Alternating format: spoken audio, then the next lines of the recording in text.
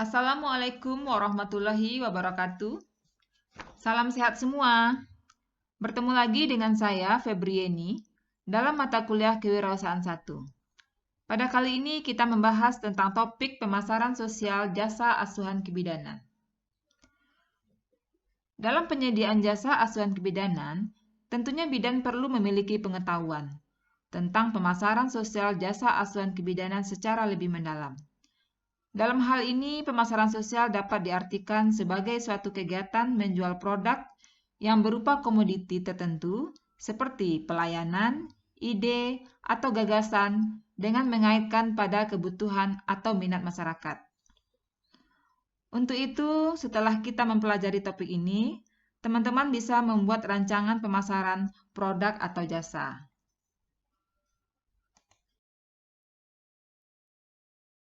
Pemasaran juga merupakan hal yang sangat penting bagi seorang bidan dalam penyediaan jasa. Kita lihat pada gambar ini bahwa gambar yang satu di sebuah pasar, pemasaran identik dengan proses perdagangan barang yang diorientasikan sebagai jual beli dan tawar-menawar.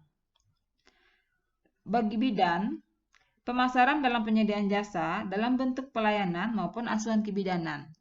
Sasaran khusus dalam pemasaran jasa asuhan kebidanan adalah seperti ibu hamil, ibu bersalin, ibu nifas, bayi, balita, calon pengantin, pasangan usia subur, wanita usia menopause, dan lanjut usia. Dalam ilmu sosial, terdapat beberapa pengertian dan tujuan dari pemasaran.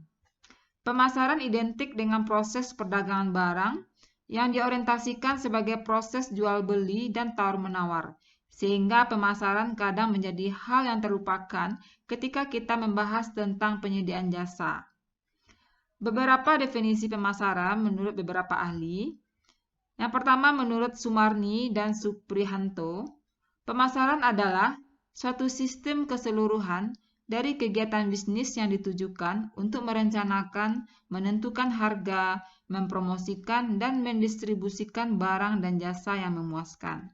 Sedangkan menurut W.Y. Stanton, pemasaran adalah sesuatu yang meliputi seluruh sistem yang berhubungan dengan tujuan dari sebuah perencanaan dan penentuan harga sampai dengan promosi dan distribusi barang dan jasa yang bisa memuaskan kebutuhan pembeli.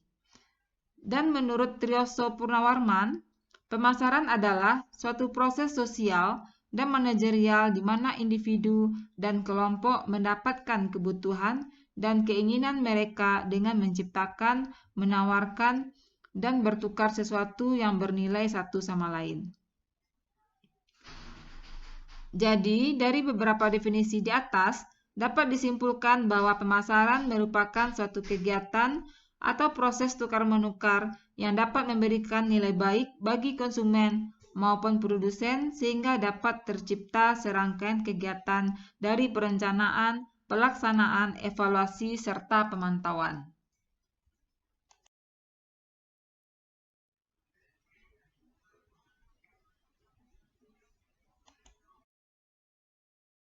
Selanjutnya, manajemen pemasaran. Manajemen pemasaran dapat diartikan sebagai analisis, perencanaan, penerapan, dan pengendalian program yang dirancang untuk mencapai tujuan-tujuan organisasi. Manajemen pemasaran meliputi yang pertama analisis peluang pasar, yaitu dengan membuat inventarisasi kelompok sasaran dan mencari institusi yang dapat membantu dan bekerja sama. Yang kedua, melakukan riset. Tujuannya adalah untuk mengetahui tanggapan masyarakat, terutama kelompok sasaran terhadap jasa pelayanan yang akan diberikan. Yang ketiga, memilih pasar sasaran berdasarkan hasil riset. Yang keempat, menyusun strategi pemasaran. Strategi yang digunakan di sini merupakan serangkaian tindakan terpadu menuju keunggulan kompetitif yang berkelanjutan. Selanjutnya, merancang program yang akan dibuat. Kemudian mengorganisir program yang akan dilakukan. Seterusnya, melaksanakan dan mengevaluasi usaha pemasaran. Dan yang terakhir, melakukan monitoring dan evaluasi. Monitoring di sini adalah tujuannya untuk menemukan kekurangan, kesalahan pada strategi yang ditetapkan. Sedangkan evaluasi untuk mengetahui apakah tujuan dari strategi pemasaran telah tercapai atau belum.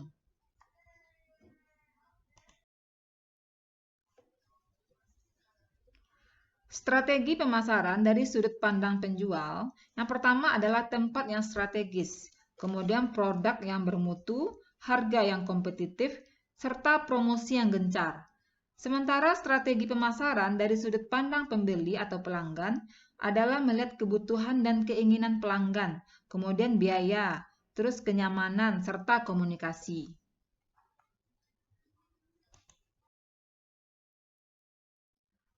Selanjutnya, faktor-faktor yang mempengaruhi pemasaran.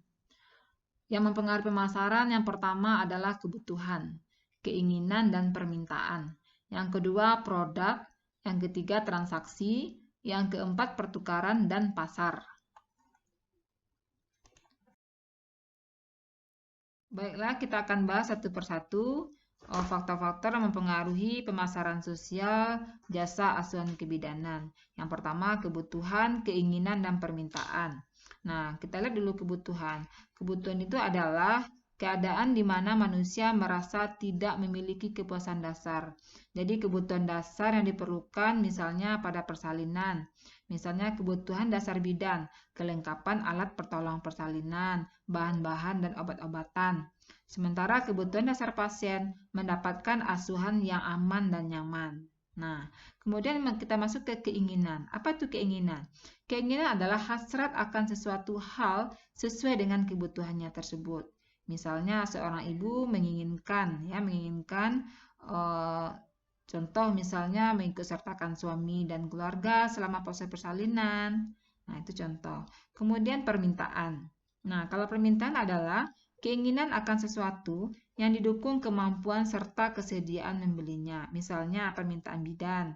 Nah, apa permintaan bidan? Nah, sering permintaan bidan itu pasien senantiasa mengikuti nasihat dan saran bidan. Sementara permintaan pasien itu mendapatkan asuhan yang baik, aman dan nyaman bagi ibu dan bayinya selama proses persalinan. Jadi itulah faktor-faktor yang mempengaruhi pemasaran, ada kebutuhan, keinginan, dan permintaan yang selalu harus dipenuhi.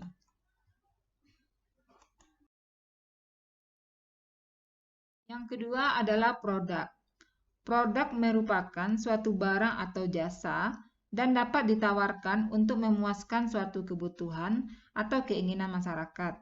Contohnya keinginan masyarakat, misalnya kita sebagai seorang bidan memberikan pelayanan mengutamakan keselamatan ibu dan bayinya.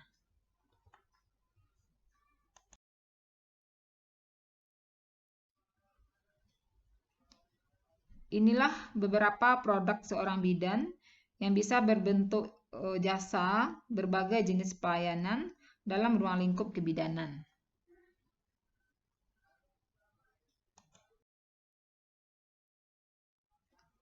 Faktor-faktor yang ketiga adalah transaksi. Transaksi merupakan proses seseorang mendapatkan produk, baik memproduksi sendiri, meminta maupun pertukaran. Yang keempat adalah pertukaran. Pertukaran merupakan tindakan memperoleh barang yang dibutuhkan seseorang dengan menawarkan suatu imbalan. Pertukaran baru akan terjadi apabila kedua belah pihak dapat menyetujui syarat pertukaran dan masing-masing mendapat keuntungan dari pertukaran tersebut. Misalnya, seorang pasien datang untuk mendapatkan pelayanan kebidanan. Kemudian bidan tersebut memberikan pelayanan yang aman dan nyaman untuk ibu. Kemudian bidan tersebut mendapatkan imbalan dari jasa yang diberikan berupa materi. Kemudian yang kelima adalah pasar. Pasar merupakan semua pelanggan yang potensial memiliki kebutuhan yang sama dan bersedia serta mampu melaksanakan pertukaran untuk memenuhi kebutuhannya.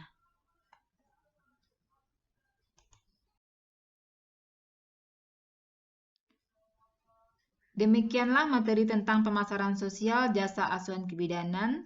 Dapat disimpulkan bahwa seorang bidan juga perlu memiliki pengetahuan tentang pemasaran sosial jasa, yang tujuannya untuk dapat memenuhi kebutuhan dan minat masyarakat. Baiklah, semoga dapat dipahami dan dapat bermanfaat. Terima kasih. Assalamualaikum warahmatullahi wabarakatuh.